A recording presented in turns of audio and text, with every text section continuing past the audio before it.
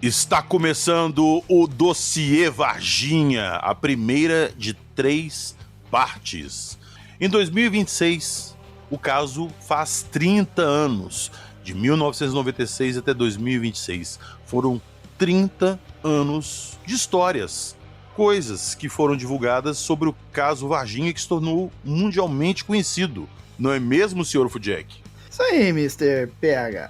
Caso Varginha sempre tem assunto, sempre tem coisas a comentar, a debater, a questionar, a defender, enfim. É um caso polêmico que está fazendo aniversário aí agora e que vai se prolongar muito ainda essa discussão, né, PH? E eu já quero, antes da gente começar, eu já quero fazer explicar, né? Vamos por assim. Vamos colocar dessa forma. Eu, como ufólogo, acompanhei aí todo o caso Varginha já desde o início, mas caso Varginha não é muito minha praia, né? Minha praia é outra, mas caso Varginha eu sempre observei de longe, evitei sempre me envolver. Digamos que esse é meu primeiro envolvimento mais direto com esse caso. Se você for no Fenômeno, você não vai encontrar artigos meus de Varginha, inclusive, nem no canal. Justamente por isso que eu mantive essa distância aí. E talvez vocês entendam por que eu mantive essa distância. É isso aí, Sr. Fudjack. E para completar nosso time hoje aqui, nós vamos, cada um, logo no início do programa, explicar o motivo desse programa. Mas para completar nosso time aqui hoje, vamos lá, nosso operador, Joab, boa noite. E aí? Olá a todos e bora tentar, né, dar uma mexida nessas peças desse quebra-cabeça que nunca termina. Sempre tem uma coisa nova pra gente tá tentando analisar, tentando entender, né? Mas é isso aí, Varginha, como a gente já sabe, é um caso extenso, né? Exatamente. E para fechar nosso time hoje, ele, Roberto Munhoz, do canal Projeto 93. Boa noite, meu amigo. Boa noite, meus amigos. Feliz de participar aqui com vocês de mais essa pesquisa aí e vamos surpreender aí o público. Exatamente, meu amigo. Então, daqui a pouquinho, logo depois da vinheta, vocês vão ouvir coisas sobre Varginha que acho que vocês não esperariam escutar aqui.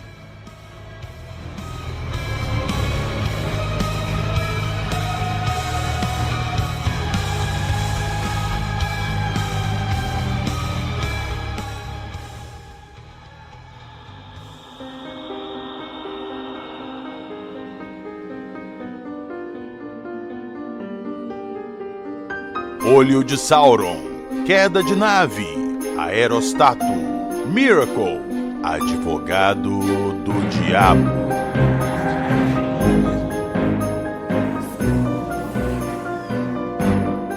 Acredite se quiser.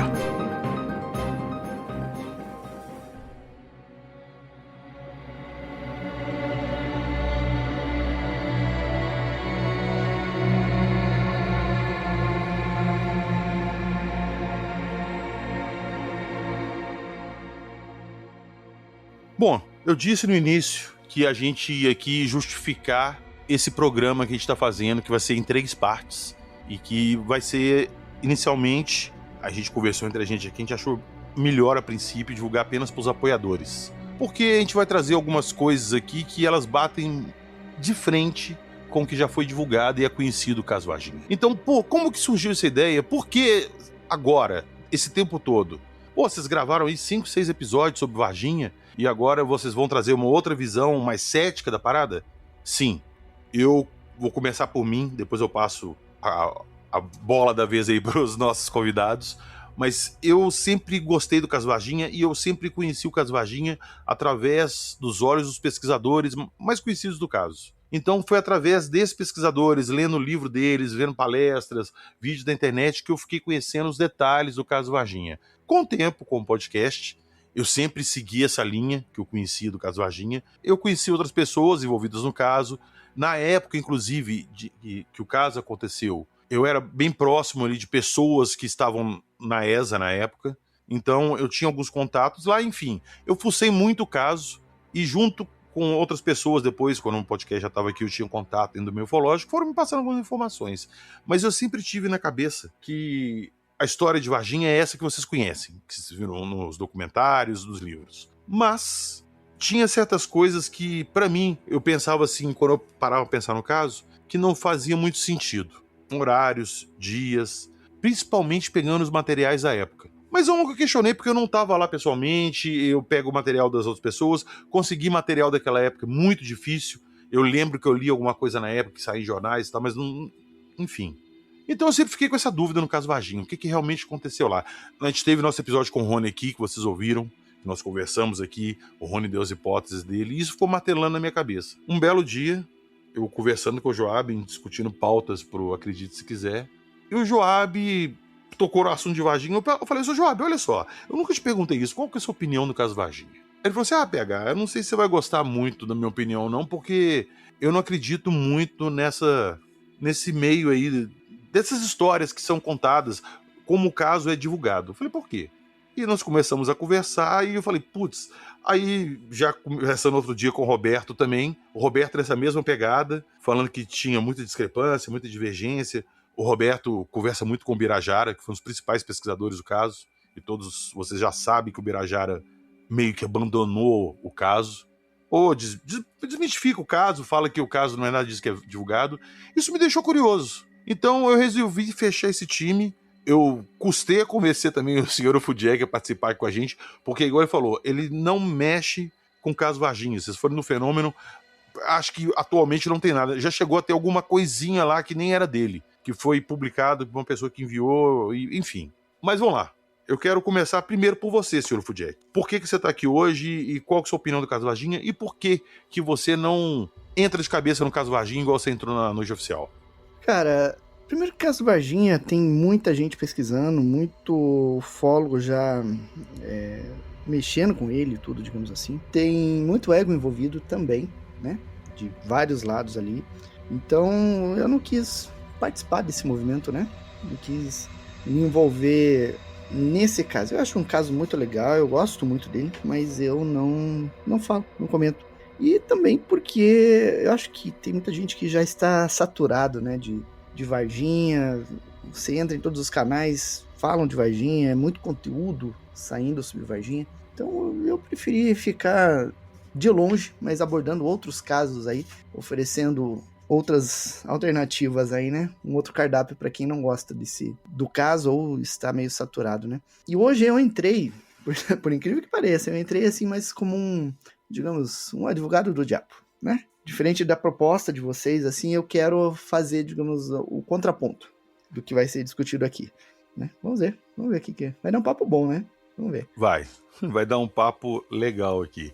E como você já citou, Jackson, eu vou citar aqui também rapidamente, que o que nós vamos conversar aqui, nós vamos expor, a gente não está atacando a pesquisa de ninguém. Eu queria deixar bem claro que a pesquisa de Varginha que existe hoje, ela é composta por algumas pistas, alguns depoimentos, pouquíssimos documentos, e em cima desse material, a pessoa tem a sua interpretação daquilo e cria a sua narrativa.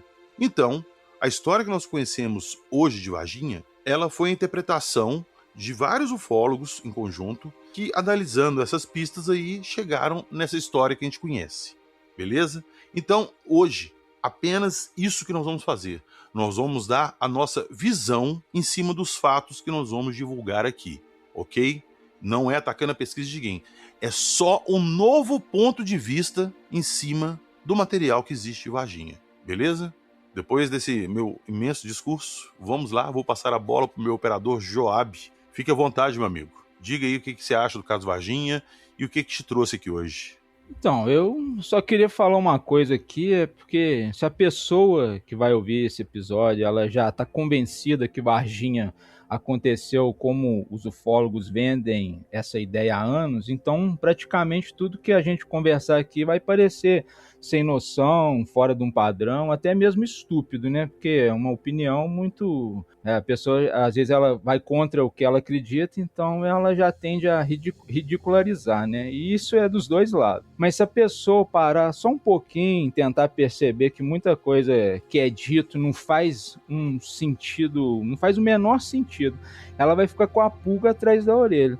Então a ideia nossa aqui é fazer uma análise mais ou menos organizada do que aconteceu, né? Juntando tanto os fatos que a gente consegue verificar, quanto os relatos das pessoas da época. É basicamente um trabalho de checagem de fatos e que inclusive é muito usada, né, no jornalismo investigativo, e serve principalmente para a gente conferir se as informações estão corretas de verdade, ou seja, ver se os dados batem, se não tem exagero, distorção ou alguma coisa assim fora do lugar. Também entrei a parte de investigar fontes, né? De onde veio a informação, como ela foi obtida e por que ela é passada dessa ideia, do jeito que é, né?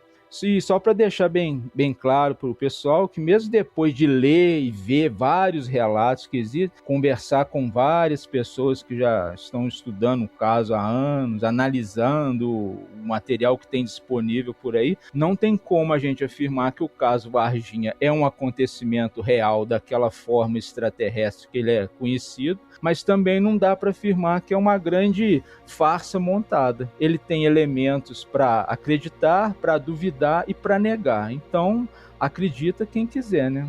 Exatamente, meu amigo. Outra coisa importante que a gente não pode esquecer de comentar é o contexto. Porque mesmo que uma coisa é tecnicamente verdadeira, pode ser apresentada de um jeito enganoso, né? Cito até como exemplo aqui, tipo, o exército usa caminhões com lona. Logo, eles foram usados para transportar escondido o corpo de criaturas. Isso não pode ser usado como uma prova cabal. Se o exército tem um caminhão, não quer dizer que ele foi usado para uma missão específica. As pessoas elas tendem a fazer essas correlações assim sem nenhuma prova, apenas na base do achismo ou do viés, né? Isso aí. Então, vamos lá para o nosso último integrante desse time de hoje, senhor Roberto Munhoz. E o Roberto é uma pecinha-chave desse bate-papo aqui nosso hoje, né, Roberto? Porque o Roberto também ele é aquele curioso com pé no ceticismo. Ele adora o tema, ele tá sempre pesquisando, eu tô sempre conversando com ele. Mas uma coisa que eu acho muito legal no Roberto é que ele já me falou isso várias vezes, eu sempre penso nisso quando eu analiso um caso ou um avistamento, alguma coisa. Que muitas vezes a explicação mais simples é a real. Então, seja bem-vindo, Roberto, e fique à vontade. Valeu, PH. Então, deixa eu só situar então, o teu público, né, com a minha pessoa. O caso Varginha é o meu caso favorito da ufologia brasileira. Por quê? Porque em 77, na Operação Prata, eu estava nascendo. Em 86, né, na Noite Oficial dos OVNIs, eu era muito novo para acompanhar tudo aquilo afinco, né, a cada notícia que saía e tudo. Só que em 96, no caso Varginha, eu já estava tomado pelo aquele espírito do Arquivo X e eu acompanhei cada linha, cada publicação que saía sobre esse caso, sabe? Para mim, se o Fantástico, né, ou qualquer outro programa, né, documental assim que falasse Varginha, eu corria lá com a minha fita cassete para gravar os programas. Então eu fui muito aficionado, tenho todas as revistas que saíram aqui em São Paulo, todos os livros sobre o caso. Então é meu caso favorito, independente se eu acredito se ele aconteceu, como foi divulgado ou não. Eu amo as histórias que são contadas agora sobre Varginha ou sobre todos os casos ufológicos. Eu gosto do jeito que o povo simples se expressa para contar alguma coisa, sabe? Eu adoro folclore. Então, eu também amo ufologia por causa de como as pessoas contam suas histórias. E o caso Varginha, para mim, ele é fascinante. É como o Joab falou. Dependendo do seu viés, a gente consegue levar o caso Varginha para um lado cético ou para um lado totalmente crédulo do que aconteceu.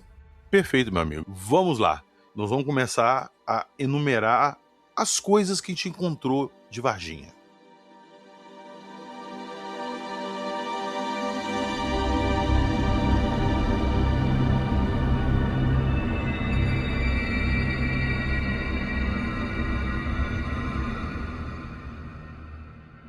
Quando eu conversei com o Joab, a gente demontou um grupo no WhatsApp, né? O Dossiê Varginha. Colocamos todo mundo lá e a gente começou a trocar informações ali de coisas que a gente tinha, dúvidas, teorias.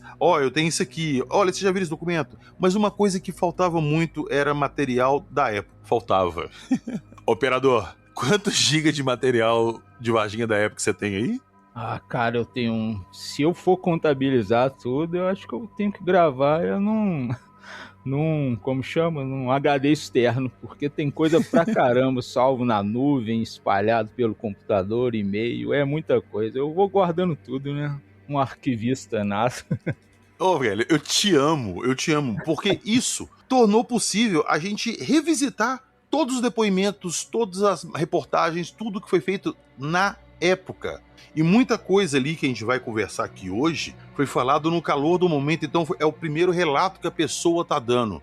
E, bom, eu não vou me atropelar aqui, vamos começar então. Eu quero já puxar uma história, quando a gente estava no início do programa aqui, e eu citei que ia puxar isso pra gente começar, o Joab até puxou minha orelha e falou que isso era uma das últimas coisas que a gente ia falar. Mas acho que pra mim faz sentido puxar aqui agora, porque foi o início de tudo. Eu tentei colocar uma ordem cronológica nesse primeiro episódio nosso aqui. Eu só tô citando esse caso porque ele foi, assim, um pontapé inicial. E a partir daí a gente vai desmembrando. Que foi essa história, Joab, do NORAD ter interceptado a nave de Varginha, ter feito um disparo contra, avariado, e ela começou a apresentar um defeito, saiu fumaça, saiu em grande velocidade, foi sendo rastreada até cair numa pequena cidade do interior de Minas Gerais chamada Varginha. Essa história procede? Então, isso acaba que entrou para a história de Varginha como um fato real, né?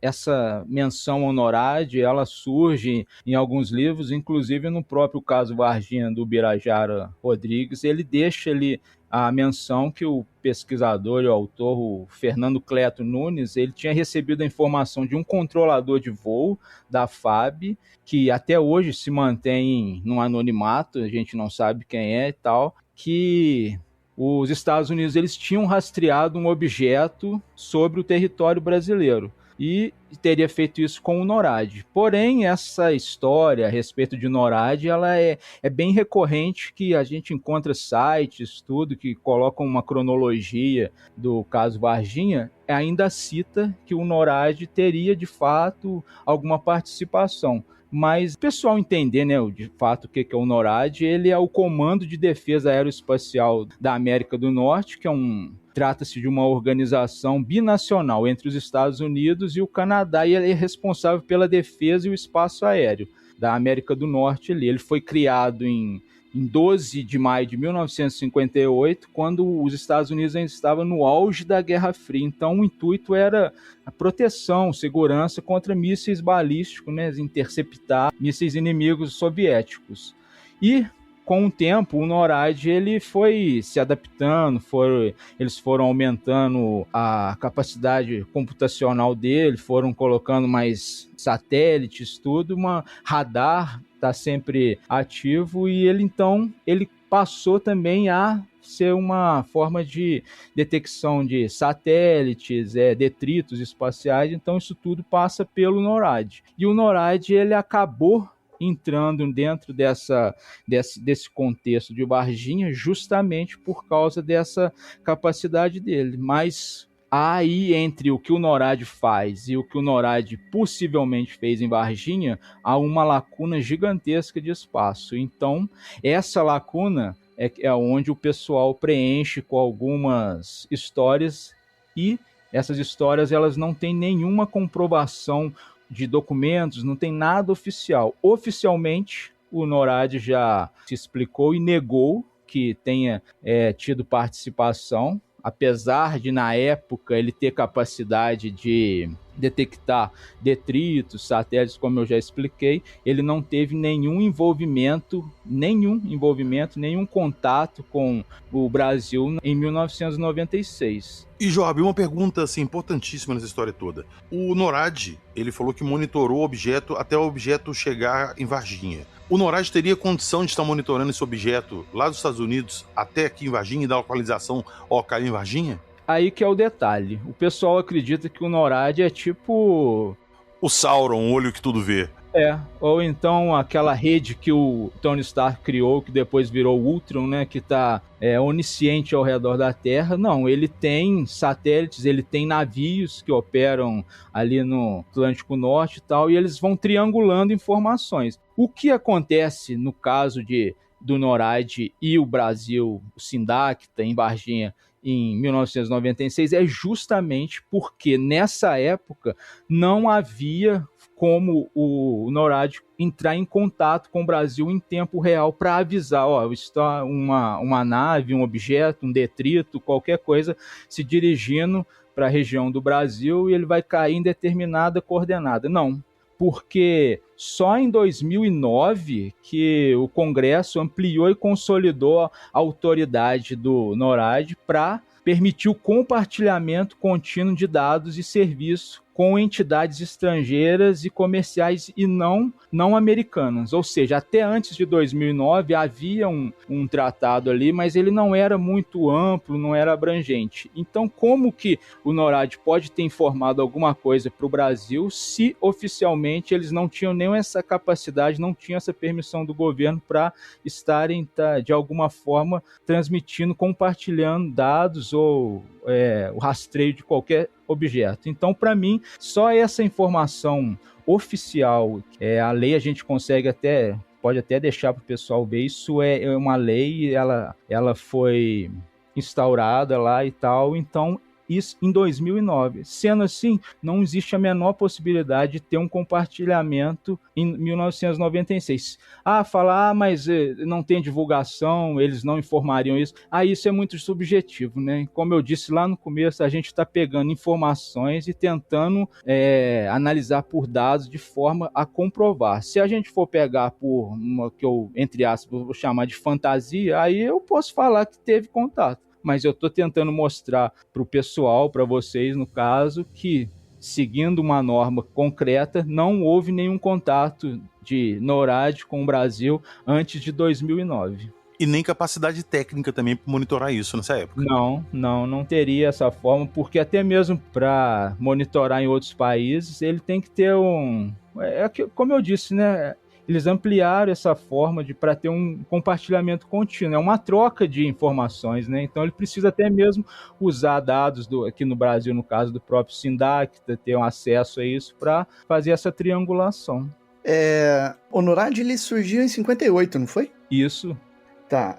A sua função era rastrear ataques nucleares da União Soviética na época, não é? Uhum. Tá, mas a OTAN, quando que a OTAN foi, digamos assim, formalizada? Em que ano? 1949. A OTAN ela já existia, depois surgiu o NORAD. Como é que era o compartilhamento de informações? Porque eles eram aliados, eles tinham todo um plano de ação e algum tipo de compartilhamento de informação tinha que ter, né? Sim, o que a gente consegue ver ali é que Estados Unidos, Grã-Bretanha, essa parte ali da Europa ali, isso tinha inclusive tem registros de navios, como eu até mencionei rapidamente ali no Atlântico Norte, navios ingleses que eles eram e são usados ainda como parte todo esse sistema de rastreio do NORAD. Então eu não diria assim que é uma coisa muito imaginativa a gente achar que existia, porque de fato eu acho que tinha sim, porque já esses contatos já sempre existiram, né? É uma questão de guerra, né? Então de segurança nacional. Então, entre os aliados ali da OTAN, haveria compartilhamento? Provavelmente sim. Mas aí não teria autorização para fazer fora do compartilhamento, seria esse o ponto? Esse ponto, porque isso só veio acontecer em 2009. Tá, e essas organizações que lidavam com a questão ufológica, que estavam meio fora do escopo ali, organizações às vezes que nem o Congresso e nem a presidência tinha acesso, essas organizações não teriam essa, digamos assim, capacidade de fazer essa comunicação, essa transmissão de informações? Essa é uma questão tanto quanto interessante para a gente até dar uma pesquisada, se aprofundar nesse quesito, né? A parte toda técnica envolvida nisso, de fato, eu não saberia informar. Tá certo. Era esse o meu ponto inicial. Porque essa questão do NORAD, ela é meio subjetiva, né? O pessoal... a questão, quando se fala no NORAD, já inclui ele como uma instituição única. Assim, quando você vai abrindo esses leques para outras pequenas instituições, grandes nações, já começa a entrar num ponto que a gente é quase segredo de Estado, né? A gente não vai ter acesso a como isso é feito, que material que usava, que equipamento que usava, é quase que segredo de guerra, né? Uhum. Aqui, eu vou contar uma trivia aqui, aproveitando o embalo. Só pra dar mais um nó na cabeça de você. Será que o NORAD se envolveu? Será que não? Eu, depois de conversar com o Joab e ver tudo, eu imagino que não. Mas nunca duvide dos Estados Unidos. Senhor Ofudjek, Roberto e Joab, vocês conhecem o complexo de Pine Gap? Já ouviram falar? Eu não. É aquele Não. na Austrália? Porra, o Jackson é uma Wikipedia. Sim, Como eu lembrei, exato. é isso mesmo. O nome não me era estranho. Qual que é o rolê dessa parada? Em 66, no auge da Guerra Fria ali, tava tendo aquela parada de... a União Soviética estava desenvolvendo mísseis para transportar bomba nuclear intercontinental e bombardear os Estados Unidos. E os Estados Unidos estavam se sentindo muito ameaçados porque eles não tinham como saber o que realmente de fato estava sendo feito lá. E eles não tinham como, naquela época, monitorar o espaço aéreo russo, nada, pela distância.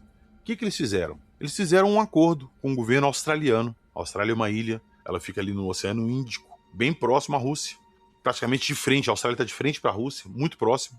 Então, o que eles fizeram? Eles fizeram um acordo com o governo e criaram uma cidade científica ali com o propósito de observar o espaço. Tava tendo aquela parada de corrida espacial e tudo mais, aquela curiosidade toda. Então, os Estados Unidos queriam deixar uma base lá porque lá era mais propício para observação. E ela ficou assim durante anos, funcionando lá maravilhosamente bem. Todo mundo, que cidadezinha que é essa aqui?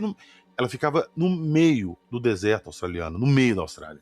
Fim do rolê, papo vai, papo vem, governo entra, governo sai, troca o governo da Austrália. E o governo novo que entrou lá, o primeiro-ministro que entrou, ficou sabendo disso, não aceitou que os Estados Unidos estavam espiando a Rússia e sem autorização e tudo, e quebrou o pau e jogou na mídia. E obrigou os Estados Unidos a fechar provisoriamente Pine Gap.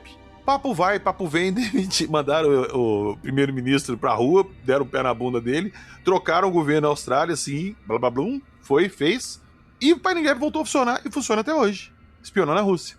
Então, meu amigo, não duvide dos Estados Unidos, não duvide.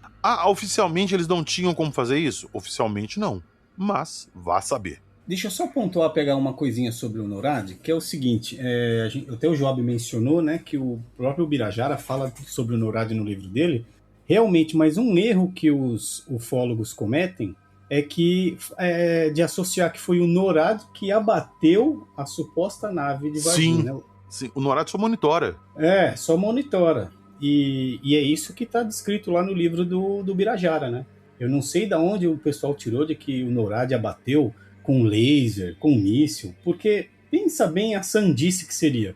Vamos dizer que tem uma nave ali, vou chamar de disco voador, tá? Tem um disco voador e o órgão que for vai abater a nave sem saber, sem ter certeza de onde ela vai cair. Não é uma coisa muito insana? Porque, meu amigo Roberto, imagina. Peraí. Não, mas cara, pra história tem que fazer sentido. Por quê? Porque a nave foi avistada soltando fumaça. Então, pera aí que nós vamos entrar nessa história. Calma. Você está ouvindo? Acredite, se quiser.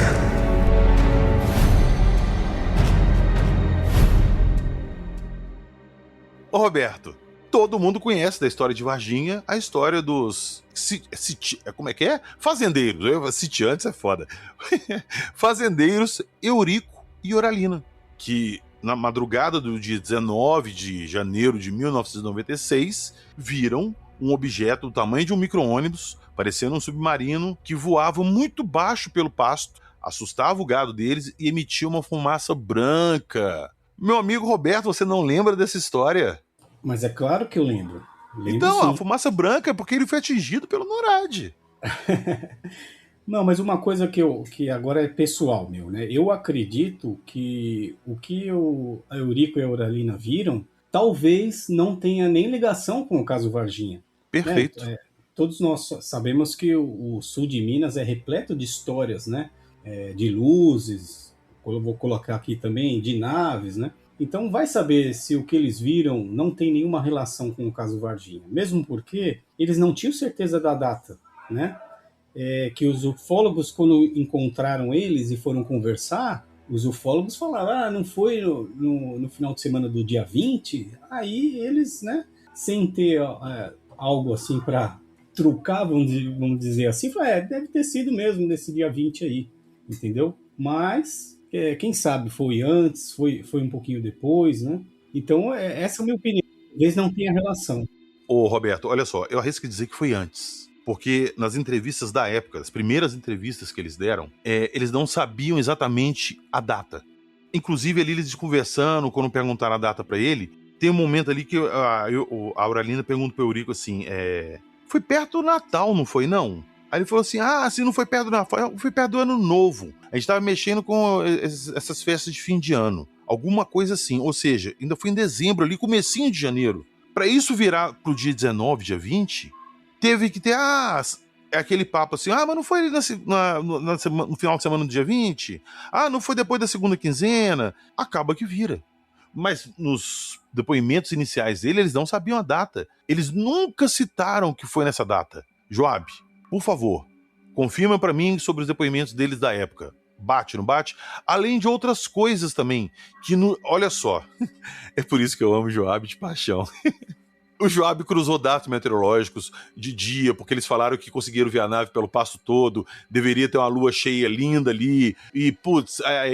Ô Joab, por favor, vamos lá, brilha. Então, a gente já pega ali a primeira reportagem do Fantástico, em 1996, ela já abre com a seguinte frase assim, ó, no caso do casal, né? No dia 17 de janeiro, o caseiro Eurico Rodrigues viu um objeto voando por aqui. Pronto.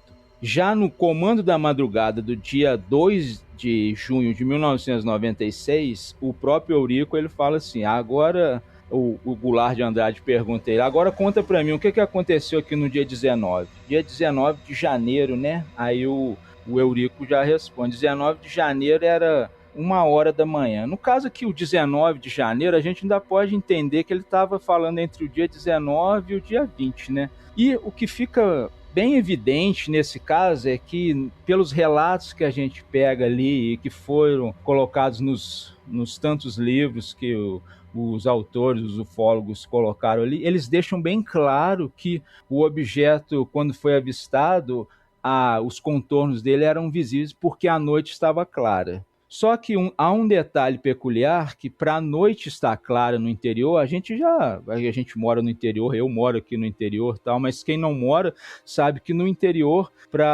não tem aquela luminosidade da cidade, no caso, refletindo luzes urbanas nas nuvens, sim, que dá aquela iluminação, né?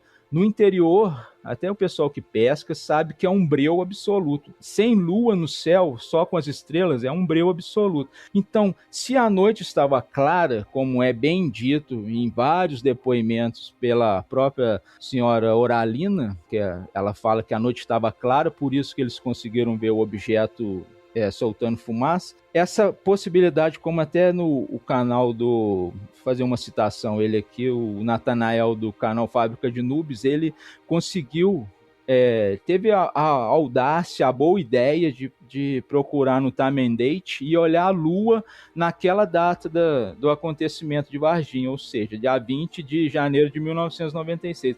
Essa data não havia lua no céu. Então, se não havia lua no céu, como o casal viu algo numa noite clara? Joab, eles conseguiram, inclusive, relatar que o gado corria pelo pasto. Exato. Eles descreveram um objeto que era um micro-ondas, parecia um submarino, tinha janelinhas, eles viram detalhes, tinha que estar claro. Mas não tinha lua. Como que eles viam ali num curral? E outra, eles falaram que estava tipo a 300 metros de distância. Putz, é muita distância para você enxergar, de novo, igual você falou. Quem já foi pescar Pantanal, Amazonas, foi pescar num rio assim, 300 quilômetros distante da cidade mais próxima, se você olhar para o céu de noite, sem lua, é pura estrela, e na sua frente você não vê sua mão. Então, ver detalhes de uma parada a 300 metros de distância...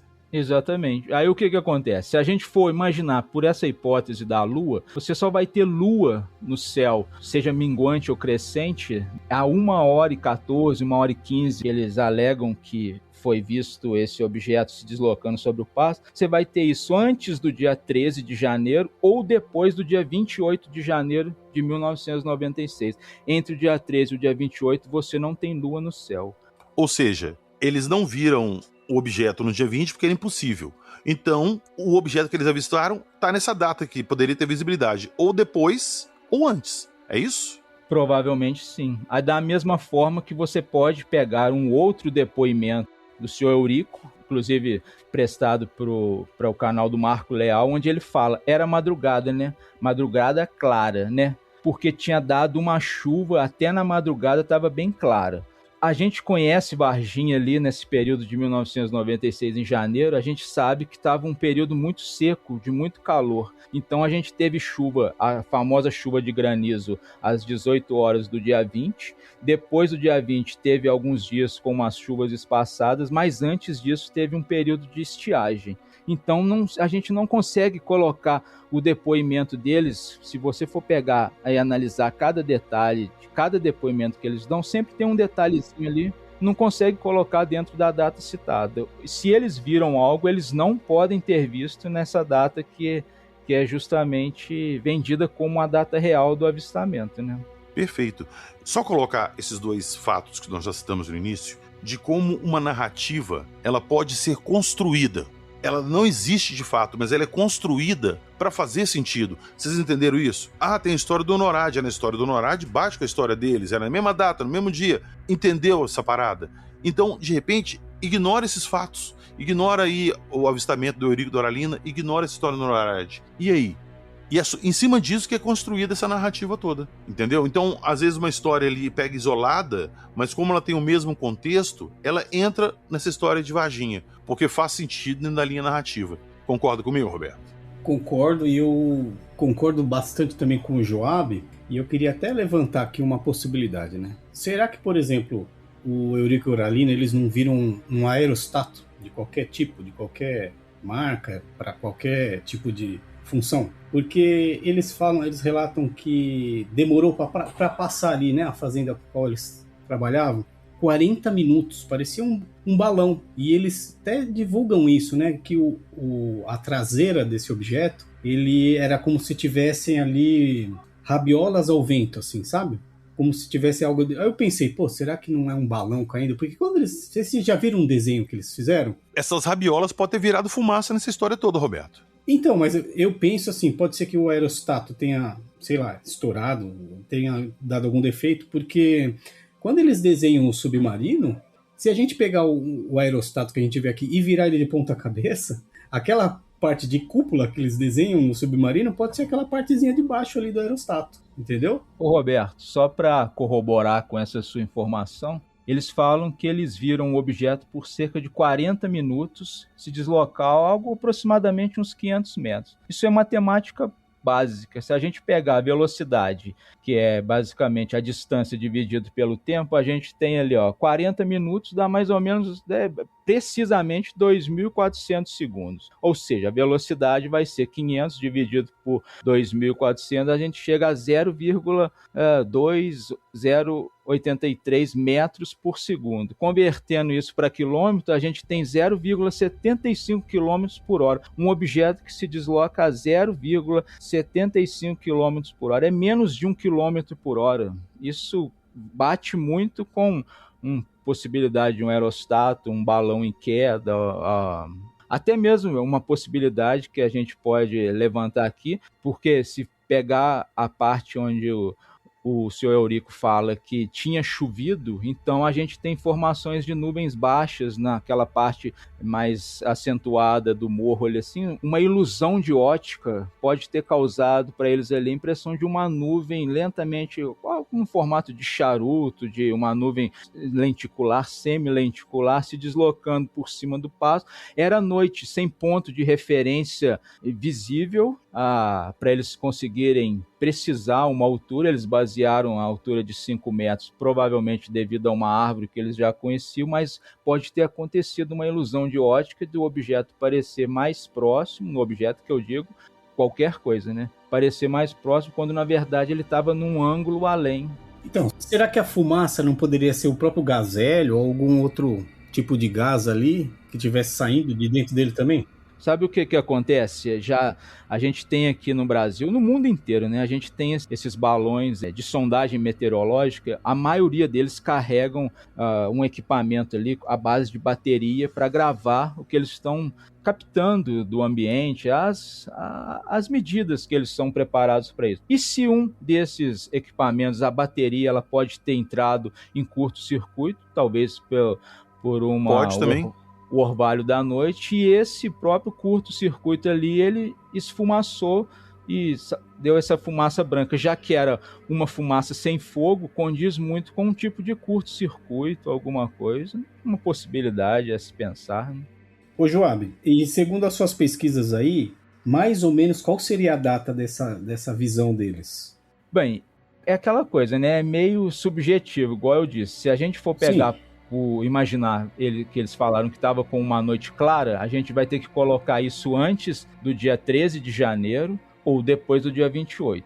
Se a gente for pegar a parte onde ele fala que tinha chovido, então a gente tem chuvas no dia 20 e depois do dia 20. Então, esse avistamento teria ocorrido no próprio dia 20 à noite, na madrugada do 20 para 21, ou seja, já teria acontecido o avistamento das 3 jovens em Varginha e tal, ou isso foi bem depois. Antes, esse intervalo entre o dia 13 e o dia 20, eu acho que eles não avistaram nada. Ou foi bem antes do dia 13, ou foi até mesmo alguns dias depois. É porque eu imagino o seguinte, se é um aerostato, como eu imaginei, ele deu um defeito, foi caindo de mansinho, caiu, não atrapalhou ninguém, a empresa responsável foi lá, recuperou sem nenhum problema, sabe? Sem nenhum tipo de dano, nada.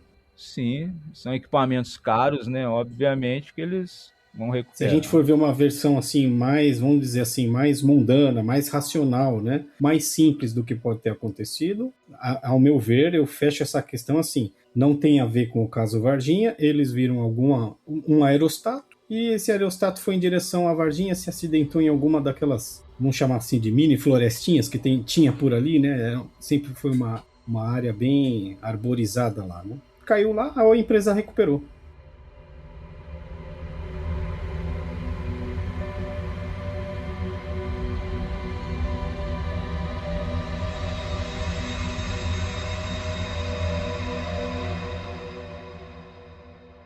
Bom, vamos continuar. Então tá. Se Norad não avistou nada, o avistamento do Eurico Doralina também não foi no mesmo dia, como que o nosso amigo Carlos de Souza relata uma nave caindo? E só um detalhe, essa é minha opinião, tá? É minha opinião. Eu assisti várias vezes entrevista deles em podcast, tudo, e detalhes da história deles sempre mudam. Foi a primeira coisa que me chamou a atenção. E outra coisa, que ele falou que avistou isso numa avenida, acho que o Joab vai poder confirmar aqui, na Via Dutra, passando lá e tal, ele foi lá socorrer, achando que era um avião caindo. Só ele viu, mas ninguém viu nada, nem ninguém, porque isso aí não apareceu do nada, na frente dele caiu. Isso veio percorrendo um caminho gigante até chegar lá. Se era do jeito que ele estava falando, soltou fumaça, não sei o quê. Como que ninguém viu isso? De novo, ninguém. Isso aí não apareceu em cima da cabeça dele, caiu lá onde ele fala que caiu. Isso percorreu um caminho gigante, eu nunca tinha pensado nisso. Nesse papo todo isso veio à minha cabeça. Joab, vamos lá, por favor, essa história, o que você acha dela? Só pra te lembrar, foi na Fernão Dias ali, né? Fernão Dias, obrigado. Cara, eu acho que, assim, também, né, eu não posso acusar o cara de mentiroso e tal, mas eu acho que, devido a N fatores, o Carlos de Souza é um elemento nessa história de Varginha que não, sinceramente, ele não deve ser considerado como um testemunho principal para o caso Varginha. As coisas que ele fala ali, elas são muito desconexas e a cada novo depoimento que ele dá, ele sempre acrescenta um elemento novo, a chegar ao ponto de ele ser submetido à hipnose e nessa hipnose ele falar que teve contato telepático com as criaturas, toda aquela referência que ele tem com um material se desdobrando, que ele recolheu ali, a própria ideia de ter chegado no local primeiro, depois ele fala que chegou no local, os militares já estavam lá, os militares uma hora estão com armas apontando para ele, outra hora ele está tentando ser o cara que chegou para socorrer o objeto. É possível possível de vítimas do objeto, né? Em algum determinado momento, já depois de 2020, ele fala que ele, quando viu o objeto caindo, ele pensou na hora que aquilo era um dirigível da Goodyear que estava caindo, só que essa é uma memória falsa. Nitidamente é uma memória falsa, porque o dirigível da Goodyear, a gente sabe que ele só chegou no Brasil em 1998 e sobre os estádios e aquelas propagandas. Então, antes de 2020, ele nunca mencionou que ele fez a alusão ao dirigível da Goodyear. Isso foi acontecer só em outros depoimentos depois. Então, parece que a cada novo relato que ele é submetido, que ele é entrevistado, ele dá um novo depoimento, ele acrescenta um elemento aleatório para engrandecer, enriquecer, e fica um depoimento muito anedótico. Olha só, Joab, olha só o relato dele, o principal. Estava flutuando e perdendo altitude lentamente, como se estivesse procurando algum local para poder baixar, porque se via que ele estava com grandes problemas de altitude. Era como se fosse uma boia d'água, antiga, comprida, rasgada e saindo fumaça branca. Como se fosse alguma coisa pegando fogo. Não era fogo, era uma fumaça esquisita saindo lentamente. O barulho estava cada vez aumentando mais, como se fosse uma máquina de lavar roupa xoxa, uma coisa que estava lutando para se manter no alto. Chegando lá, fui barrado por esse militar. Cara, de novo, isso aí veio da onde fazendo esse barulho todo e soltando fumaça? Ninguém viu. Eles tentam correlacionar a ideia de que, olha até onde vai a mente criativa, porque eles tentam correlacionar o avistamento do casal Oralina e Eurico com o do Carlos de Souza. Sim, eu ia te perguntar inclusive o horário. Se a gente colocar isso no mesmo contexto, num segmento de avistamento, o casal viu por volta de 1h da manhã uma nave em formato de charuto que não fazia barulho e que estava soltando fumaça, que uma hora é apresentado como sendo cinza, outra hora é branco e tal, e isso aconteceu por volta de 1h. O avistamento do Carlos de Souza acontece às 8h da manhã, num sentido completamente contrário. No caso, essa nave ela seguia no sentido Três Corações, que o Carlos de Souza viu, e o que o casal viu no sentido Varginha. Então, a do Carlos de Souza era uma nave em formato de charuto, aparentava ter 4 janelas, era de cor prateada como papel alumínio, ainda tinha um barulho como se fosse uma máquina de lavar xoxa. Se você colocar isso numa sequência, a nave ficou voando sobre o pasto de menos de 1 km por hora de deslocamento, desde 1h da madrugada até as 8h da manhã, quando ela passou por cima da Fernão Dias ali, foi avistada pelo Carlos de Souza, para cair justamente quando ele estava passando naquela região ali. Ou seja, foram praticamente 7 horas que a nave ficou soltando uma fumaça no céu. Puta problema que a nave não caiu, né? Onde nenhum outro fazendeiro viu nada, onde nenhum outro motorista que passava na própria Fernão Dias ou na estrada que liga Varginha a Fernão Dias, nenhum outro fazendeiro, nenhum segurança de uma propriedade maior, um sítio, alguma coisa, nada. Cara, ninguém... polícia, cidadão, eu tô vendo um avião pegando fogo caindo, tem um avião voando, nada, bombeiro, nada, ninguém viu. Não, eu, sinceramente, na minha opinião, não existe a menor possibilidade de correlacionar um avistamento com o outro. Se isso aconteceu, a gente pode imaginar uma parte está mentindo, ou seja, o casal pode ter visto alguma coisa e se confundiu, e isso passou, essa ideia foi vendida pelos ufólogos, os pesquisadores, como sendo uma nave e acabou ingressando na história do caso Varginha, ou o Carlos de Souza, que de fato viu alguma coisa, e porém o avistamento dele foi no dia 13, aí já entra, são 7 dias que da queda até o avistamento de uma criatura no dia 20 em Varginha, e é uma questão muito, quase irracional você tentar correlacionar uma coisa com a outra. Eu acho que quem faz isso tem a mente muito criativa. Ô Joab, vamos lá novamente. Inclusive, eu não vou entrar na parte das criaturas, nessa parte, tá ok? A nossa segunda parte vai ser dedicada aos avistamentos e às criaturas. Nós vamos abordar isso lá com calma. Mas, ô Joab, esse contexto todo, essa história toda, ela precisa existir porque são seres extraterrestres que chegaram aqui. Entendeu o meu ponto? Então, sim, novamente, é uma história assim que foi colocada no meio do bolo pro bolo ficar bonito. Porque eu sempre perguntei isso pro Marcão. eu sempre falava, Marcão, existe algum outro relato de queda de alguma coisa no Varginha nessa época que não seja do Carlos de Souza? Ele, não, PH, não tem. Então, meu amigo, não existe relato de nave. Não caiu uma nave em Varginha. E você pega ali o documentário Moment of Contact, quando ele chega lá e reconhece o local, ele fala, é aqui, se emociona e todo. Ali tá lindo, gramadinho, bonitinho, saca? Lisinho. Você vê que não tem muita irregularidade no terreno. Se uma coisa tivesse caído ali, uma coisa de metal, sei lá, de que material que for caído ali, não teria estragado, deixado marca, alguma coisa? O exército foi lá, recolheu tudo, passou ali uma pá de pedreiro ali, uma colher de pedreiro na parada, deixou tudo... Saca? A gente tem até no próprio livro do Birajara, depois que surge o Carlos de Souza nessa equação de Varginha aí, a gente tem uma foto dele, um registro da época, onde um monte de ufólogos, pesquisadores, voluntários, passaram o pente fino naquela região onde ele indicou que houve a queda ali, já teve gente ali com detector de metais, nada, a mínima coisa é encontrada ali. Eles dizem até que encontraram insetos mortos, que o inseto pode ter morrido de um dia para o outro, todo um processo de decomposição, mas não quer dizer que o inseto estava morto desde a possível queda de um objeto ali. Não, isso é uma coisa que, mais uma vez que eu digo, deixa o caso muito anedótico, é quase só uma alegoria que eles colocam ali para querer fazer do caso uma coisa real nesse sentido aí, colocando um objeto em queda ali para mostrar assim, aconteceu alguma coisa, quando na verdade não tem nada, a mínima prova, nem 1 milímetro de objeto estranho foi encontrado ali, nem 1 grama de curva. Ô Joab, não existe relato de queda em Varginha. Não, novamente, não existe relato de queda de nave em Varginha. Nenhum ufólogo tem relato. Porque não caiu. Mas para a história, de novo, fazer sentido, precisava ter uma história. Tinha que ter alguém. É isso. Eu ia falar isso no início, acabou que a gente foi conversando e eu perdi. Querendo ou não, a história de Varginha, do jeito que ela foi criada e montada, é uma puta história e vende. Existe um mercado em torno dessa história.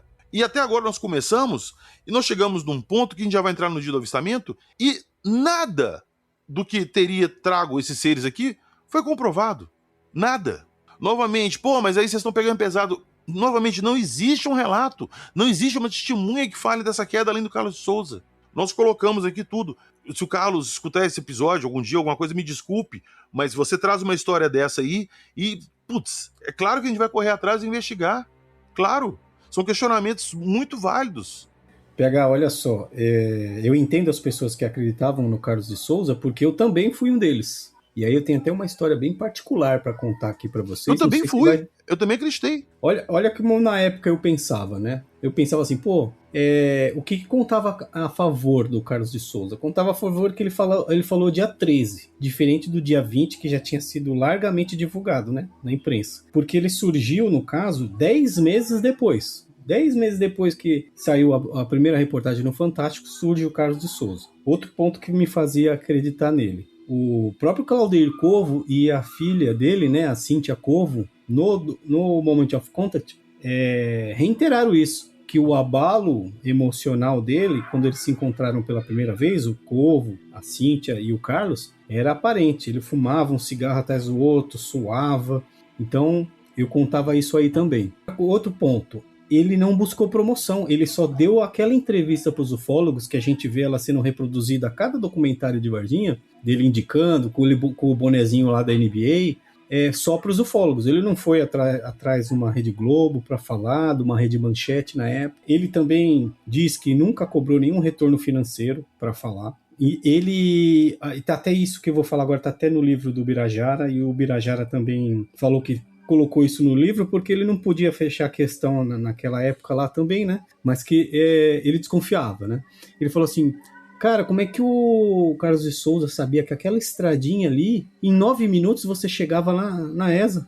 9 minutos, agora imagina assim, se a gente entender que a história do Carlos de Souza é verdadeira, os militares sentando o cacete lá nos jipe deles, nos caminhões dele lá, eles chegariam rapidinho no local, né? E outra coisa, ele também sumiu por anos. Essa eram os pontos prós que eu dava pro Carlos de Souza. Até que eu conheci ele e falei para ele vir no meu canal conversar comigo. E até a entrevista que eu tenho no meu canal, vocês vão ver que diversas vezes eu falo, pô, eu acredito em você por causa desse ponto. Um lance que o Joab falou aí de falsa memória. Nessa live comigo, ele coloca para fora uma outra falsa memória, que é o seguinte, ele falava que naquele dia da entrevista, que ele levou os ufólogos até o local, ele havia recebido até um caldo de cana de presente dos ufólogos, né? E quando eu tive acesso ao vídeo bruto, eu vi ali que é ele que pagou. Então, a falsa memória dele tá até nesse pequeno detalhe, entendeu? Mas o que me fez virar a chave, cara? E aí eu peço até desculpa para vocês que eu não vou poder falar, porque é algo muito pessoal. Que é o seguinte, a gente chegou num ponto da minha live que ele precisou ir embora. Ele tinha um compromisso. E aí depois que saiu, né, do público, eu falei, ele me contou qual que era o compromisso, eu falei assim, cara, entendo perfeitamente, tranquilo. Alguns meses depois a gente se encontrou no lançamento do primeiro Moment of Contact em Sorocaba. Ele é uma pessoa muito simpática, muito bacana e acolhedora, tudo. Cara, ele é muito gente fina. Não duvido, só não acredito na história dele. Sim, mas aí o que acontece? Eu peguei e mencionei esse negócio pessoal. E ele não sabia do que eu estava falando. Eu falei, cara, como ele não sabia do que eu tô falando? Foi isso que ele falou para mim quando ele abandonou ali a minha live, ali, às pressas. E aí, a partir desse momento, cara, eu comecei a prestar muito mais atenção e comecei a ser mais criterioso com tudo que o Carlos de Souza divulgava.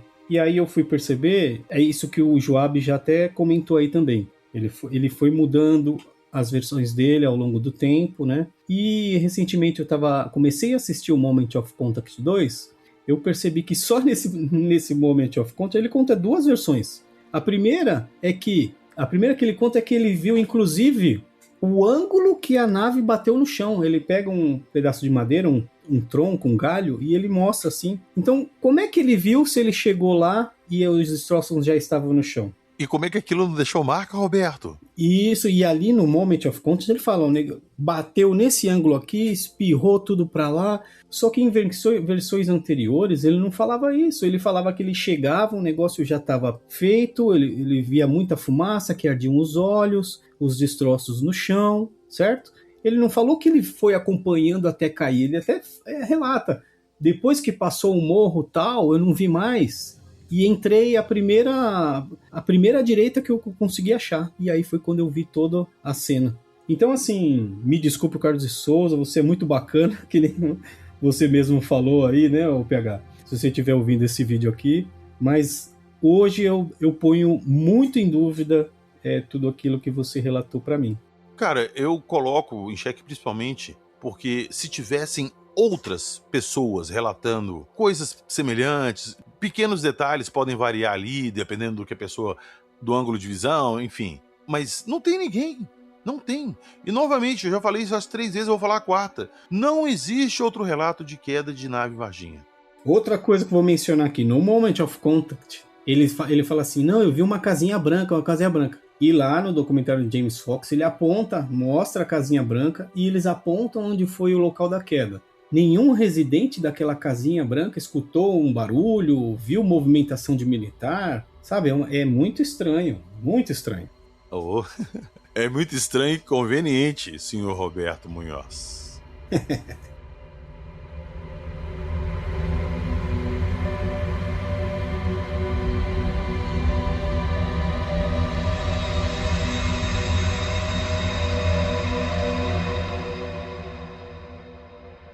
Cara, um tempo atrás, eu tava conversando com o Marcão no WhatsApp. A gente tava trocando uma ideia ali, inclusive sobre o Moment of Contact 2. A gente tava trocando uma ideia ali no Zap. E o Marcão falou assim, ô PH, por acaso você tem foto daquele avião, é um C-17 e tal, que falam que é um avião que veio buscar a nave de Varginha? Eu falei, tem? Peraí que eu vou te mandar. E na hora que eu mandei pra ele, já tinha muito tempo que eu não via aquela foto. Eu fiquei olhando para aquela foto e eu falei, cara, você quer saber quem vai me contar o que tá por trás dessa foto? Operador, por favor, arquivos detalhados da história dessa foto. Essa foto, ela surge, mais uma vez, no caso, Varginha, né, como se fosse um avião C-17, que é o que a gente consegue identificar nessa foto, pousado supostamente no aeroporto de Viracopos, ali entre aquela data específica de Varginha, de 1996. Mas a gente já, com uma rápida busca pela internet, e eu gosto muito dessa temática de aviões e tal, então eu já sei de fato que um C-17 não estaria naquelas condições pousados em 1996 no aeroporto de Viracopos. Justamente por quê? Um C-17, se a gente for traçar a linha do tempo dele ali, o primeiro voo dele aconteceu em 1991. Dali para cá, ele foi sendo adaptado e tal para ingressar na Força Aérea dos Estados Unidos. Isso foi entre 93 e 95, onde ele começou a fazer os primeiros voos dele para um cenário real, ou seja, ele já estava liberado para fazer o transporte de cargas, de militares e tal. Em 1996, ele já fazia voos, fazia voos internacionais, né? Porém, esses voos internacionais, eles estavam concentrados fora dos Estados Unidos, principalmente na Europa, no Oriente Médio e na Ásia. O detalhe que a gente vê desse avião ali é que essa fotografia que é divulgada, ela tem uma qualidade muito baixa. Então a gente não consegue, a gente sabe pela cauda do avião ali que ele tem uma numeração, que ele é o código padrão dos Estados Unidos, que eles usam nessas aeronaves militares, mas devido à qualidade da foto a gente não consegue identificar, nem tampouco identificar que aeroporto que seria aquele ali, né? Mas com certeza é um C-17 e esse aeroporto ele segue todo o padrão da Infraero no Brasil. Joab, uma perguntinha. O aeroporto de Viracopos teria capacidade técnica para suportar um avião desse? Essa é uma questão interessante, porque os aeroportos do Brasil nessa época, eles não eram assim, não tinham uma capacidade para grandes aeronaves. Obviamente que eles tinham sim, a passageiro... Te interrompendo, desculpa, mil desculpas. Explica o pessoal o que é o C-17. É um avião cargueiro gigantesco. Sim, ele é... Eu devia até ter comentado isso antes, acabou passando. Ele é um Boeing, o nome dele específico é McDonnell Douglas, é um Boeing C-17 Globemaster III. Ele é uma aeronave de transporte militar, que, como eu já disse, foi desenvolvido... Ele começou a ser desenvolvido ali na década de 80, mas entrou em atividade na década de 90. E ele veio para substituir uma outra aeronave que os Estados Unidos tinham nessa época, que também já era de grande porte, né? O Lockheed C-141 Starlifter. Esse avião, no caso C-17, ele tem um compartimento interno ali, é gigantesco, inclusive ele transporta helicópteros, ele transporta grandes containers, assim, que eu digo grande na capacidade máxima que ele tem ali, né? Equipamentos, ele pode carregar armamento e uma quantidade gigantesca de pessoas. A gente tem uma foto na internet dele resgatando pessoas durante um conflito ali, é até impressionante. Mas voltando ao assunto do aeroporto, sim, os aeroportos brasileiros eles tinham essa capacidade e a gente tenta identificar esse aeroporto por essas fotos ali e não consegue, infelizmente, uma busca reversa, a gente não consegue identificar maiores detalhes de qual aeroporto seja aquele ali. Mas ele tem características típicas dos aeroportos brasileiros da década de 80 e 90. A gente identifica uma fachada clara, tem faixas horizontais ali, e tem uma arquitetura que era funcional na época, né? Mas...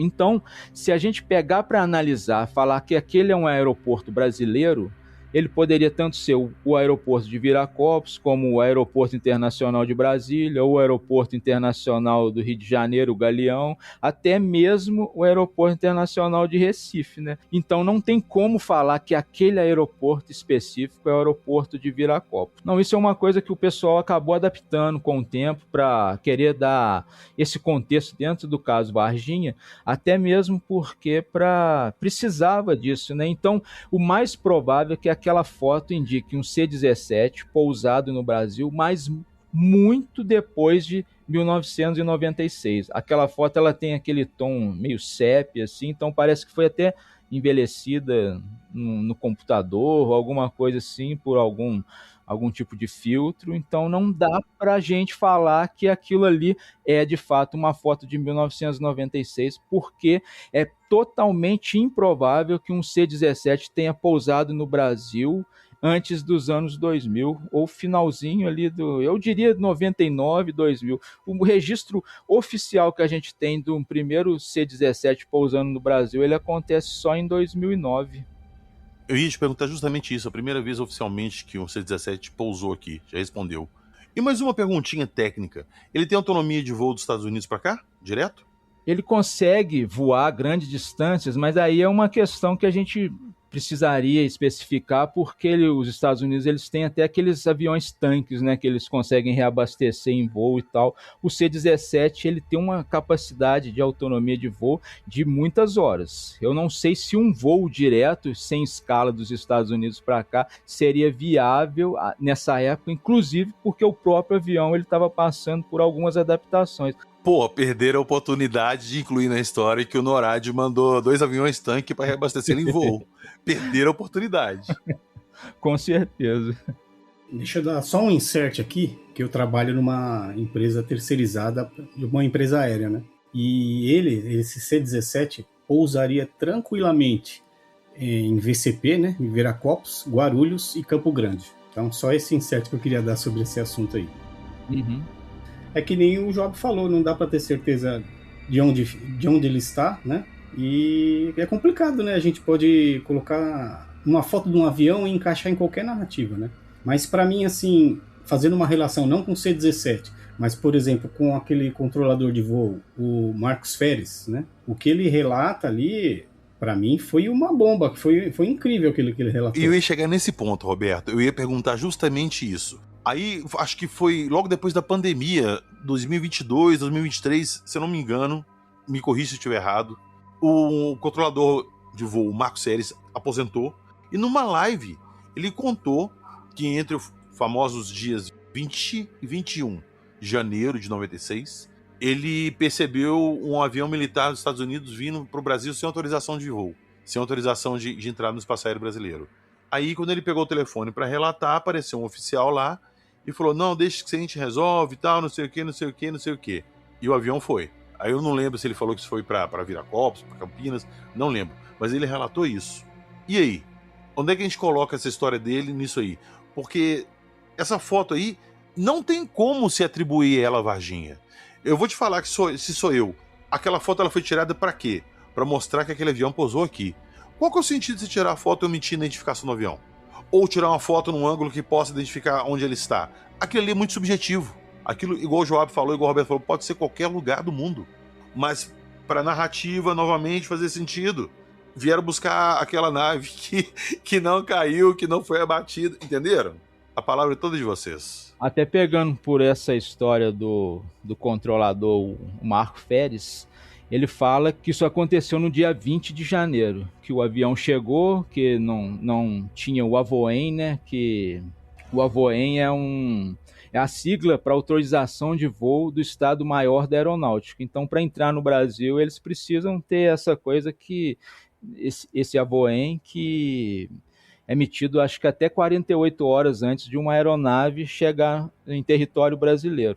Então, ele fala que essa aeronave, ela pousou no aeroporto ali, e no mesmo dia 20, 2 helicópteros seguiram para Varginha, e horas depois, ele não sabe precisar o tempo que eles ficaram em Varginha, eles voltaram, fizeram o que tinham que fazer ali, entraram no avião e foram embora do mesmo jeito que chegaram. Isso não casa em nada com o caso Varginha. Aí tem gente que fala que o C-17 trouxe 2 helicópteros, esses helicópteros voaram para Varginha, aí casam agora com essa história do controlador Marco Férez, que esses helicópteros depois retornaram e eles seguiram então novamente, a aeronave voltou para os Estados Unidos.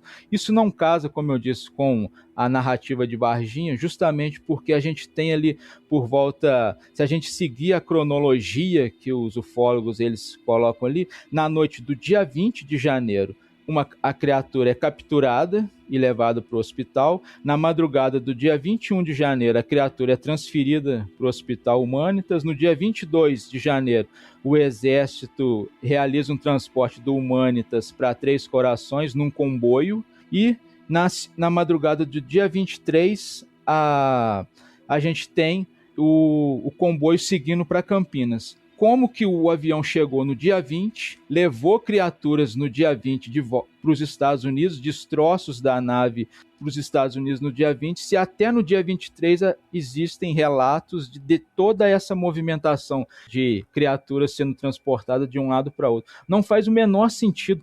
Varginha, infelizmente, ela funciona em pequenas histórias. Quando você tenta colocar tudo num mesmo balaio, você vê que está cheio de pontas soltas. Ô, Joab, imagina a história.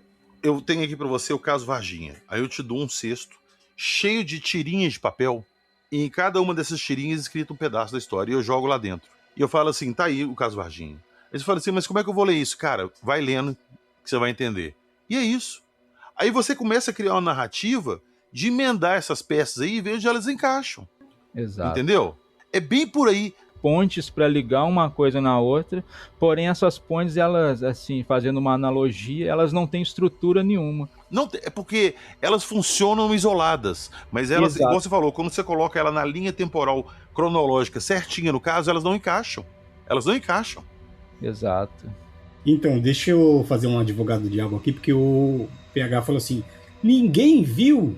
Então, isso aí, cara, é até uma coisa relativa, que eu queria até contar uma coisa pessoal também, que aconteceu com meu primo é piloto, ele estava jogando bola ao lado do Campo de Marte, aqui em São Paulo, na época até mandei pro Jackson, falei assim, Jackson, consegue saber de alguma coisa? Meu primo viu sair aqui do aeroporto aqui do Campo de Marte, pasmem, um F-117. Aí perguntei assim pra ele, cara, mas só você viu? Ele falou assim, não, cara, todo mundo que tava jogando bola comigo viu. Aí eu procurava coisa na internet e tal, mandei pro Jackson. Tal. Você lembra disso, Jackson? Que eu falei pra você? Sim, eu lembro. Foi ano passado ou retrasado, né? Não faz muito tempo. Isso, não faz muito tempo. Cara, e não tem nada falando na internet, não tem ninguém dando depoimento em lugar nenhum. E todo mundo, os 22 jogadores viram. Se eu não me engano, isso aí aconteceu naquela época da Venezuela querendo atacar a Guiana. Exatamente. E aí surgiu a especulação de que era um avião fazendo um teste de voo, detecção ali sobre a Venezuela para uma possível intervenção. Por isso que eu quis aqui dar uma cutucadinha no PH, falar assim, pô, ninguém viu? Às vezes pessoas viram, mas não relataram, né? Só querer dar um advogado diabo aqui.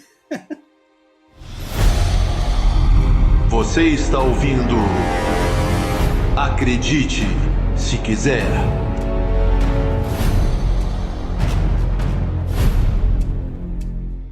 Então vamos lá, vamos para o nosso último tópico dessa nossa primeira parte do dossiê. Joab, falam que em 1996, membros do governo dos Estados Unidos estiveram no Brasil numa missão secreta aqui. E algum tempo depois dessa missão secreta, eles colocaram o primeiro astronauta brasileiro, como é que ele chama? Esqueci o nome dele. Marcos Pontes. Marcos Pontes. Especula-se, Joab, que eles trocaram o ET de Varginha pro Marcos Pontes virar astronauta. E aí, que história que é essa? Teve essa reunião secreta com membros do governo dos Estados Unidos? Era só para escolher mesmo o novo astronauta? Tinha alguma coisa a ver com Varginha? E quando a data que foi isso? A gente sabe que ali no começo de 1996 o Brasil recebeu sim autoridades dos Estados Unidos, mas todas essas visitas aqui no Brasil, elas já estavam previamente agendadas dentro de um cronograma de acordos e tal. Em março aconteceu a visita do secretário de Estado americano, Warren Christoph, e apesar de uma coincidência, né, a visita já, como eu disse, já fazia parte dessa uma sucessão de viagens diplomáticas que ele vinha fazendo pela América do Sul e pelo Caribe. A gente tem reportagens da época que confirma isso. E assim também a gente teve a chegada do administrador da NASA em 1996, o Daniel Goldin. E essa presença dele no Brasil é que gerou todo esse estardalhaço, que fizeram essa alusão, essa correlação, que trocaram destroços da nave, criaturas, por uma oportunidade de colocar um astronauta brasileiro no espaço e tal, que o Brasil deveria ter uma participação nisso. Mas o que de fato a gente sabe é que lá em março de 1996, o Daniel Goldin ele acompanhou o presidente Bill Clinton numa visita aqui no Brasil. Durante essa viagem foi assinado um acordo quadro entre as Repúblicas Federativas do Brasil e o governo dos Estados Unidos. Era uma cooperação de uso pacífico do espaço exterior. Posteriormente, lá em 5 de dezembro de 1996, o Goldin e o presidente da Agência Espacial Brasileira, na época Luiz Gilvan Meira Filho, eles assinaram 2 memorandos de entendimento. Esses memorandos eles tratavam do experimento para esse tipo de voo, usando essa parceria Brasil e Estados Unidos, né? Então isso que é na verdade o que aconteceu. Tá, ô Joab, olha só. Rapidamente, desculpa te interromper, eu tô vendo a sua pauta aqui te acompanhando. Você tá citando vários eventos pequenos, isolados, mas ali que ao longo do ano dão um volume grande de gente aqui. Não, vamos lá, o que foi colocado, eu até vou te perguntar, da onde que surgiu essa história que entrou na cronologia de Varginha? Que alguns meses após o caso, teria tido uma reunião de militares de alto escalão, eu não lembro se foi na ESA, onde que foi agora, se foi Campinas, não lembro onde que foi, e tiveram uma reunião a portas fechadas. Coincidência ou não, pouco tempo depois o Marcos Pontes foi anunciado astronauta. É isso que eu estou te perguntando, essa reunião de alto escalão, ela existiu, pelo menos oficialmente, aqui no Brasil? Oficialmente você não encontra registro de nada disso. Tudo que aconteceu foi essa movimentação diplomática, coincidentemente nessa época. Tá, e vamos supor então que não foi oficialmente, eles vieram aqui. Aí tratar de quê? E depois o Marcos Pontes é atribuído a ele ter virado astronauta a essa reunião, que veio apresentar as coisas e tal, não sei o que, foi uma parceria que eles firmaram. Essa parceria, inclusive, do Brasil, que ele forneceria tecnologia como parte do acordo para os Estados Unidos, isso nem aconteceu. O Marcos Pontes ele chegou ao espaço justamente por uma parceria da Agência Espacial Brasileira com a Agência Espacial Russa. Nós tivemos um astronauta no espaço justamente num outro acordo, nem foi esse acordo firmado aqui no Brasil, que não tem ligação nenhuma com o caso Varginha. Teria então que ter envolvimento da Rússia, no caso Varginha também, para no mínimo ser uma desculpa para falar que o Marcos Pontes foi para o espaço justamente porque a Rússia levou partes de destroços de aeronaves ou criaturas para o território, quando isso nunca aconteceu. Então, essa, mais uma vez, é outra anedota que é incluída no todo o histórico de Varginha, né? Ô, meu amigo, pois é.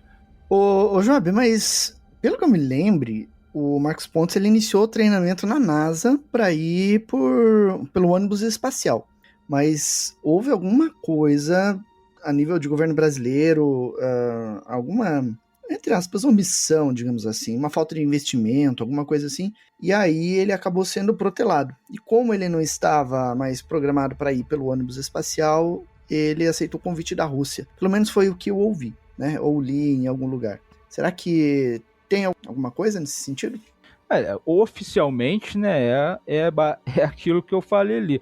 O Brasil, consta que o Brasil não conseguiu cumprir com a parte no contrato, não entregou os equipamentos que eram necessários devido ao orçamento, toda essa parte burocrática aí, e esse acordo Brasil-Estados Unidos meio que ficou parado ali, deram uma pausa naquilo e não foi para frente. Só anos depois que a gente teve essa ida de um astronauta brasileiro ao espaço, justamente da forma como você bem deixou claro e evidente, né?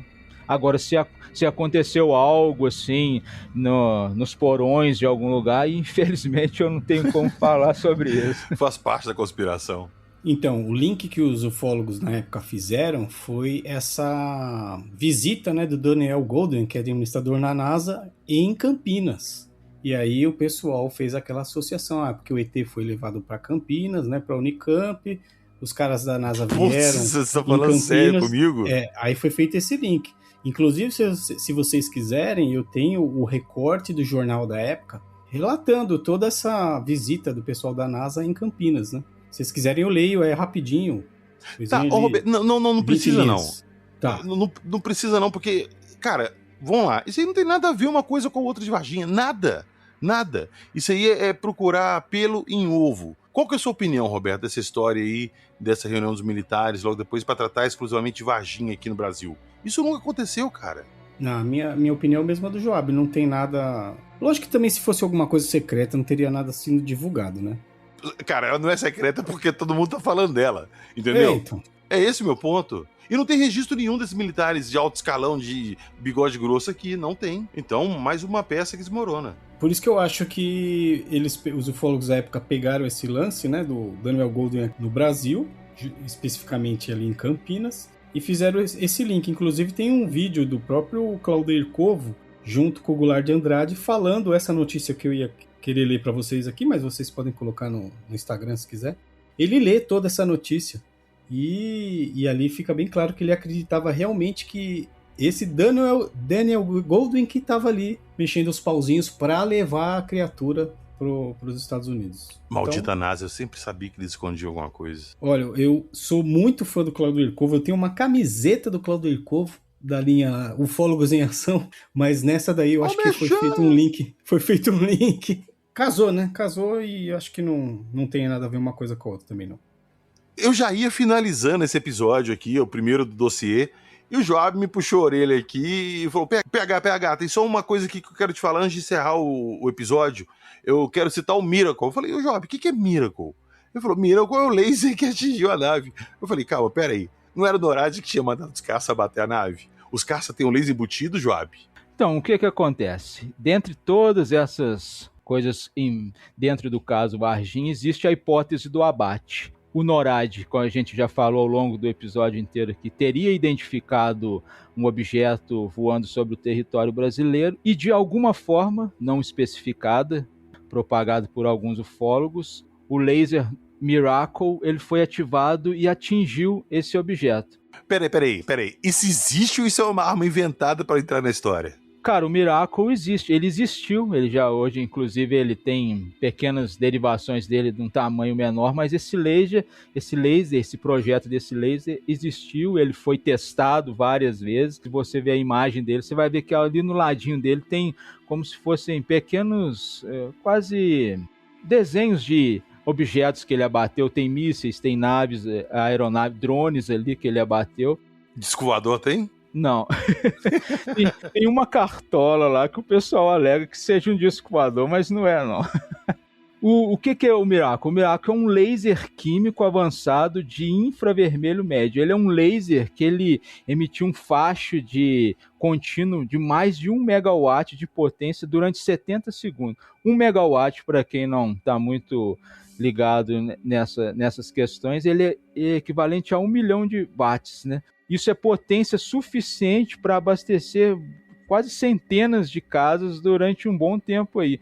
E o Miracle ficava durante 70 segundos disparando esse feixe de laser. Só que o que acontece? Como o Miracle de fato existiu e todos os testes deles até um certo ponto ali era secreto, né? Só logo depois. A gente tem vídeo dele na internet, no YouTube. Pode procurar que vocês vão ver. Escreve Miracle. É M-I-R-A-C-L.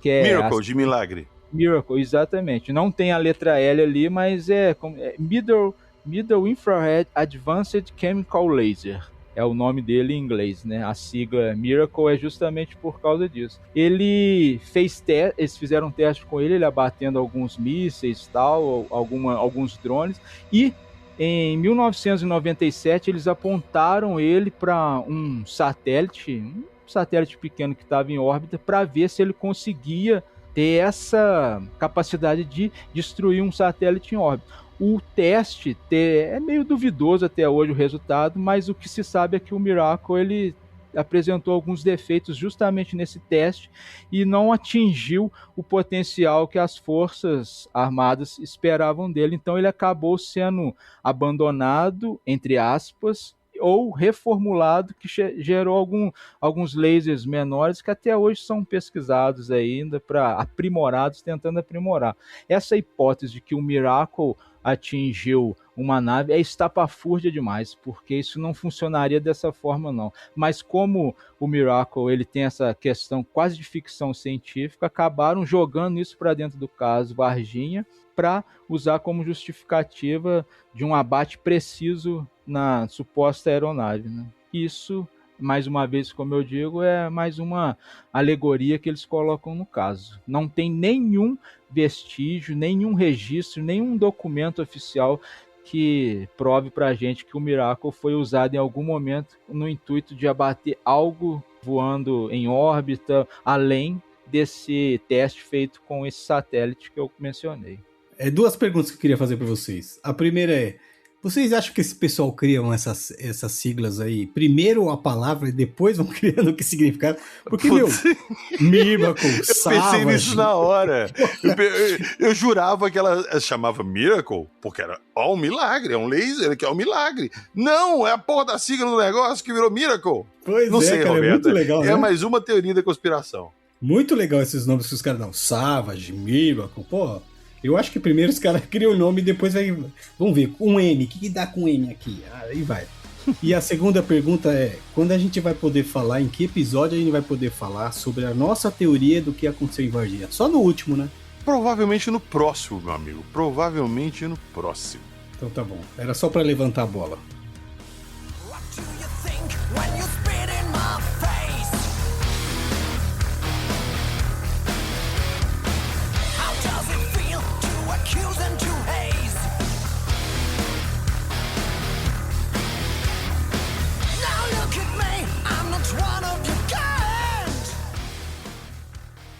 O Roberto levantou a bola ainda agora, mas eu vou levantar ainda mais. Nós demos essa primeira parte para vocês aí para mostrar que algumas coisas que são inseridas na história de Varginha não são naquele contexto de Varginha.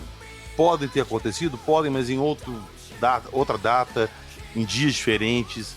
Então são histórias separadas que são montadas para fazer todo um sentido do que nós vamos falar na próxima parte.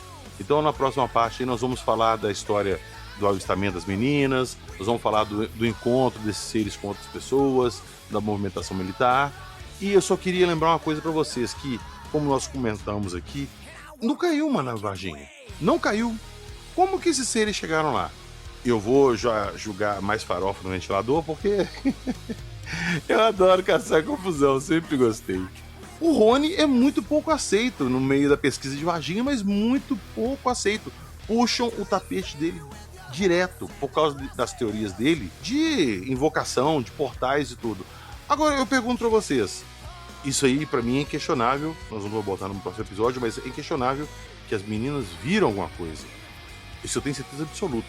Mas, relatos delas da época, coisas que a gente descobriu, enfim. Próximo episódio, vocês aguardem que aí sim o bicho vai pegar fogo. Não é mesmo, senhor Fudiek?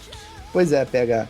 Vocês vão incendiar a ufologia brasileira, né? Com essas informações aí que vocês estão apurando, né? Enfim, vamos ver. Pois é, cara, eu fico às vezes pensando, eu pensei, a gente conversou muito, né, Jackson? Eu, você, Roberto, Joab, a gente conversou muito se realmente valia a pena a gente publicar isso que a gente descobriu. Cara, eu vou falar por mim. Eu sempre gostei de Varginha, igual o Roberto também falou, sempre gostou do caso Varginha. Foi um caso que, junto com a Noite Oficial, me trouxe para ufologia. É um caso aqui de Minas, eu sempre acompanhei assim de perto. Eu tenho uma relação próxima, eu conheci algumas pessoas que estiveram, eu vou falar disso no próximo episódio, envolvidas. Então, eu sei que alguma coisa aconteceu lá. Eu sei que alguma coisa diferente aconteceu lá. Mas não é da forma que é contada. Não é. Então, eu não tô aqui desmerecendo o caso, eu não tô aqui para afrontar a pesquisa de ninguém. São coisas que nós encontramos. Para mim, pro Jackson, pro Roberto e pro Joab, não faz sentido. E eu quero que vocês escutem de mente aberta. Faz sentido para vocês? Vocês acham que nós falamos alguma coisa que não deveria ser dita aqui? Vocês vão ter que avisar a gente lá no grupo, hein? Você vai gerar discussão lá no grupo, beleza? Porque episódio é exclusivo para vocês, beleza? Então, nos vemos daqui a uns dias com a parte 2 do dossiê e segura que vai vir chumbo grosso. Tamo junto e feliz ano novo pra vocês.